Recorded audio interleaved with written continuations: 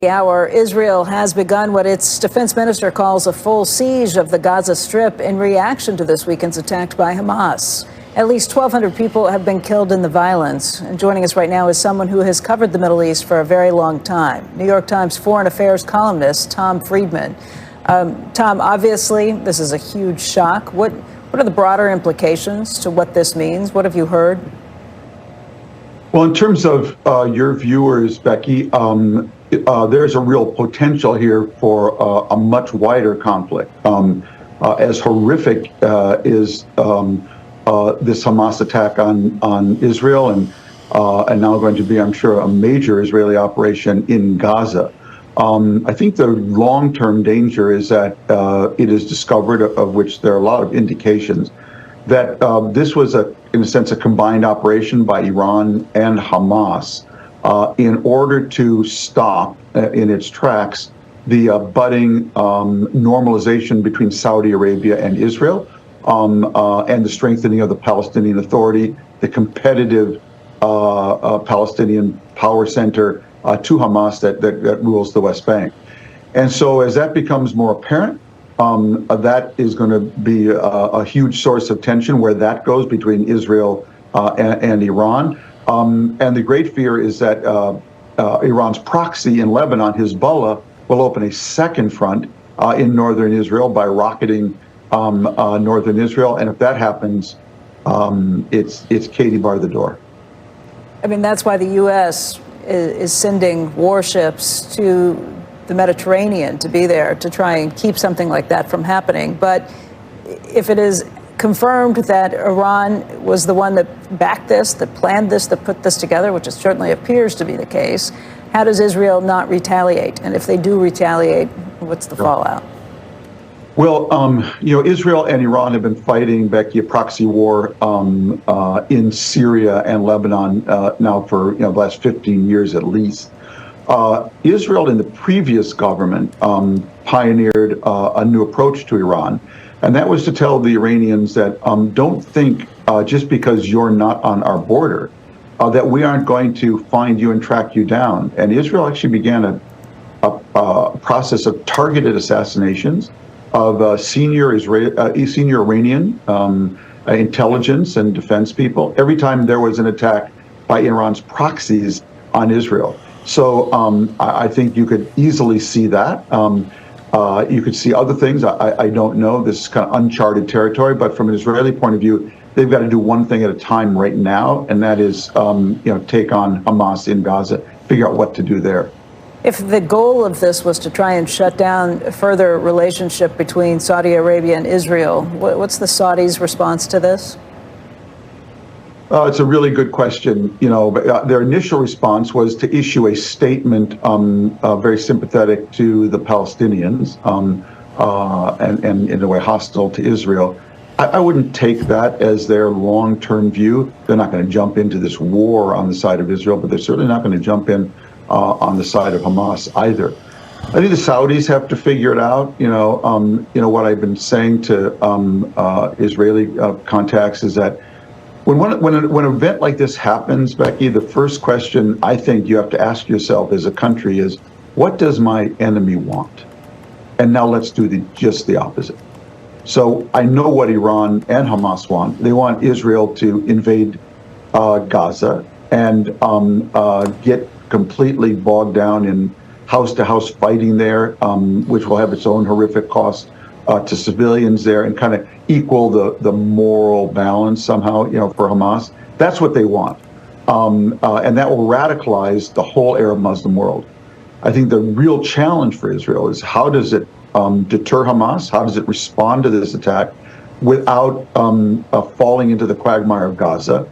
And at the same time, actually quickening the pace of negotiations on normalization between Israel and Saudi Arabia, paired with progress between Israel and the Palestinian Authority that governs, the much more moderate Palestinian Authority that governs the West Bank. I hope that will be the long-term dynamic, because I think it's so important for Israel right now to ask itself, what does my enemy want? Let's do exactly the opposite.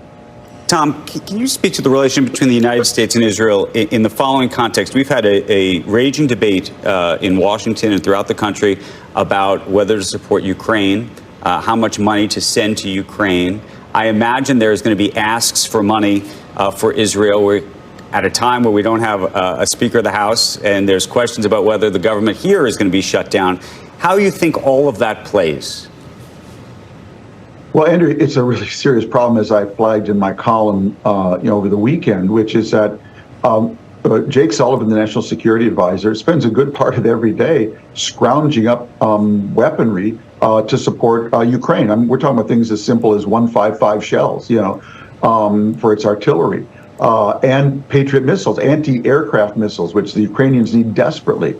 I quoted in my column, Vladimir Putin as licking his chops and saying, if the flow of Western weapons to Ukraine is cut off for a week, they're finished.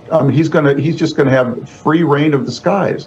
And so, can I just say to every one of the Republican lawmakers talking about just cutting off military aid to Ukraine, that is one of the most shameful, embarrassing, disgusting things I can imagine an American government doing in the history of our country. What the hell is wrong with you people? We have aided these people in defending their country for a year plus, and you're just going to say, "Oh, that's too bad, not working." Going to cut them off? I can't imagine what the implications of that would be for our relationships with our allies from Taiwan to NATO. It is incomprehensible to me. It is incredibly shameful that anyone would even contemplate that.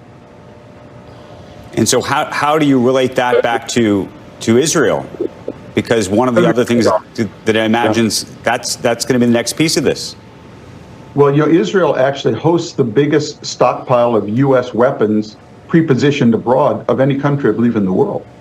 So Israel will no doubt, as this war goes on, have to dig into that stockpile. The United States had already come to Israel and asked it to send Hawk missiles. These are old anti-aircraft missiles to Ukraine. Israel refused because of an eventuality like we have today. They felt they had to keep them in reserve. So this dynamic between Israel, Ukraine, and the West, the United States, and NATO is going to come into play here, and Putin is watching very closely. Tom, you said before that your message to this audience would be what? What do you think this audience can and should be doing? This is now we're in this moment, Becky, in this story where it's going to be about raw power against raw power. I was talking to friends in Israel this morning, and the mood there oscillates between utter rage at what was done, seeing people's bodies dragged through the streets in Gaza, and real despair. This was a complete breakdown of Israel's deterrence and intelligence capabilities. It's just shocking to people. And so to me, what I try to do in my column is always think about, I always say in the Middle East, real politics happens not the morning after, but the morning after the morning after. And so whatever Israel's going to do in Gaza to Hamas, the fundamentally important question, Becky, is who can rule Gaza if not Hamas? Now, let's remember, the only possibility, Hamas threw out in 2007 the moderate Palestinian Authority that governs the West Bank. Netanyahu has spent the last 15 years trying to weaken, delegitimize, and undermine that Palestinian Authority. So now the only natural alternative to Hamas is that Palestinian Authority. So you're going to see a real clash between those two policies. We spoke with Colonel Jack Jacobs a little bit ago. He said part of the problem with this is there are hostages that are all over the place, and that they have learned that the Israelis and the United States will do anything to get hostages back.